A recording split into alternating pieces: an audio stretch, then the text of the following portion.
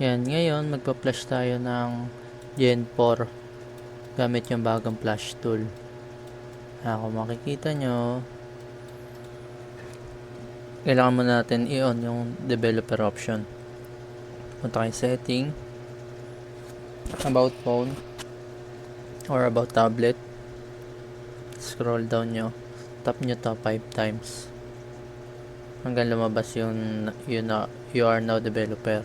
Tapos general setting, developer option, then scroll down nyo. Yan. I-on nyo lang tong USB debugging. Yan, okay nyo. Tapos saksak nyo dito or dito, hindi sa dito or dito, dito sa mas mahaba. Yan, saksak lang natin. Ganyan. Pag nagsaksak na natin yan, okay na yan.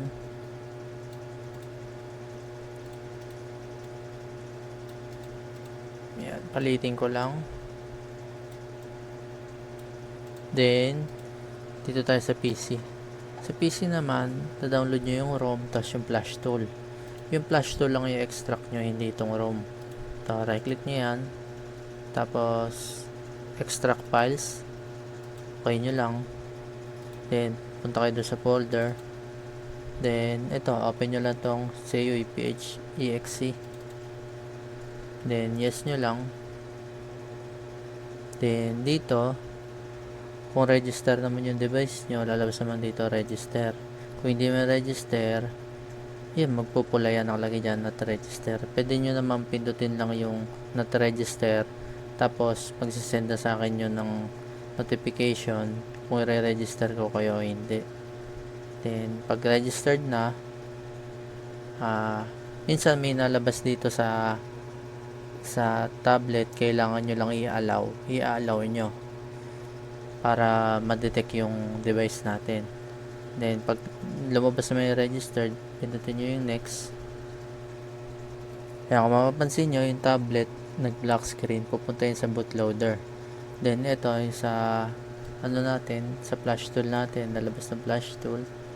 Then mapapansin nyo, no device detected, kahit nakasaksak naman yung tablet. Ngayon, i-install natin yung driver. Para ma-install yung driver, pindutin nyo to install driver. Yan. Pag nakita nyo itong successfully na to, okay na yan. Then kailangan na lang natin i-update yung driver kasi nga hindi naman automatic na na-update yun. Punta kayo ang device manager. Then may nakalagay naman dito, so pwede nyo sundan yan. Then hanapin nyo lang yung Android. Kapag walang Android, hindi na-detect, pwede nyo palitan ng cable yung nakasaksak sa tablet.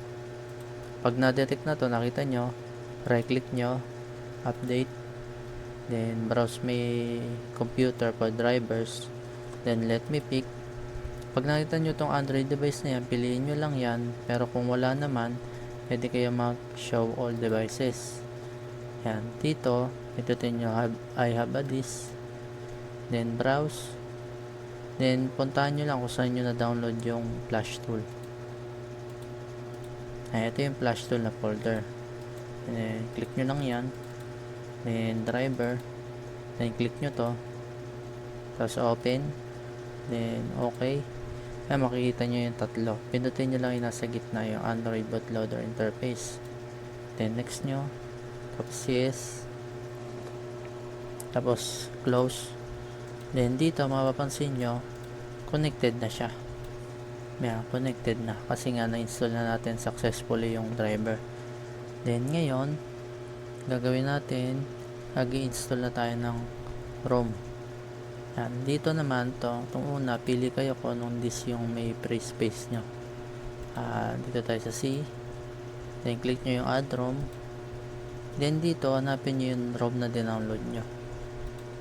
Itong Elden. Itong Elden kasi para sa Gen 4. Then click nyo lang yan, tapos open. Then antayin nyo na lang mag-extract,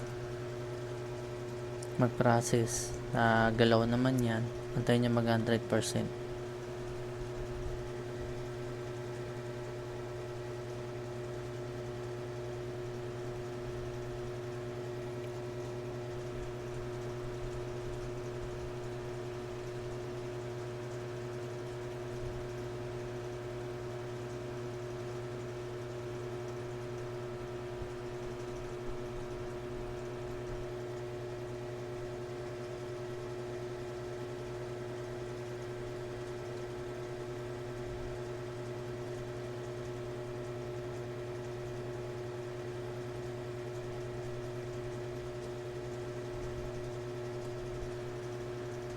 Wait lang natin yan.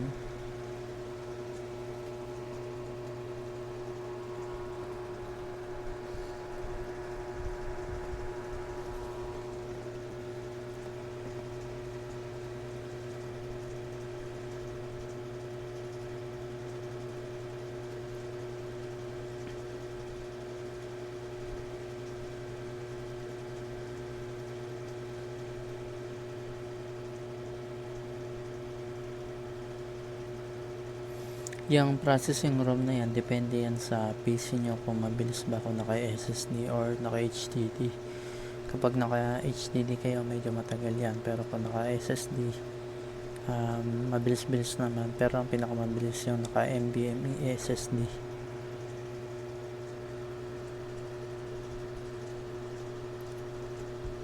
Yan, makita nyo complete. Tapos nawala yung paid dito sa dalawa. Yan, pili kayo kung ano yung gagawin nyo. Kung flash format, mabubura yung file nyo. Ginagawa to sa mga first time din, sa mga nagda-downgrade. Pero kung mag-update lang kayo, pindutin nyo lang itong update only. Then may confirmation naman yan. Then click nyo lang yes. Then may processor ulit yan. Antayin nyo lang yan, medyo mabilis naman yan. Unlike katulad kanina.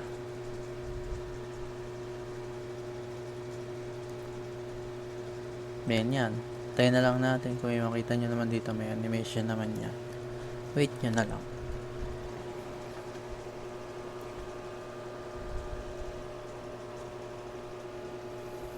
Automatic naman yung tablet na mag-o-open kapag update only. Pero laging gagawin nyo is mag-backup palagi. Para walang mawalang file. Kaya kung mapapansin nyo, no, device detected kasi nga nagpa-flash na yung natin, yung system puntang tablet. Kaya okay lang yan. May nalabas naman dyang error kung sakaling hindi.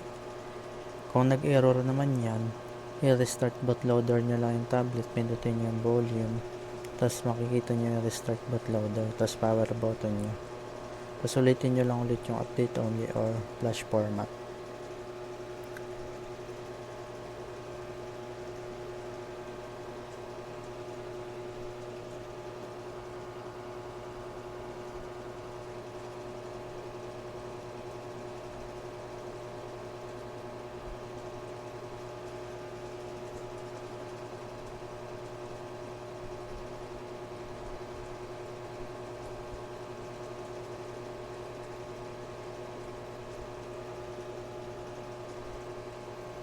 Yan talaga yung pinakamatagal yung flash super.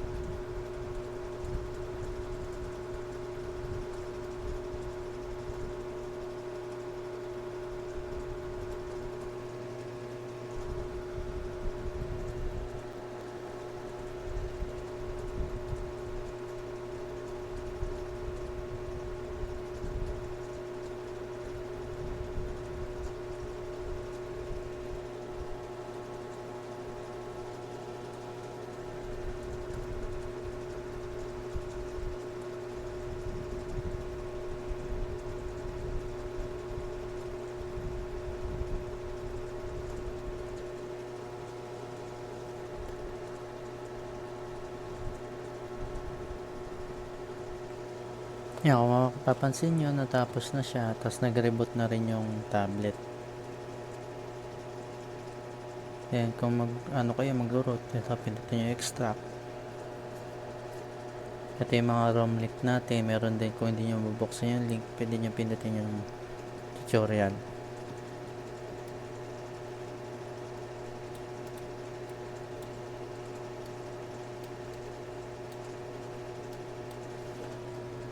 Yan, okay na siya. Updated na siya.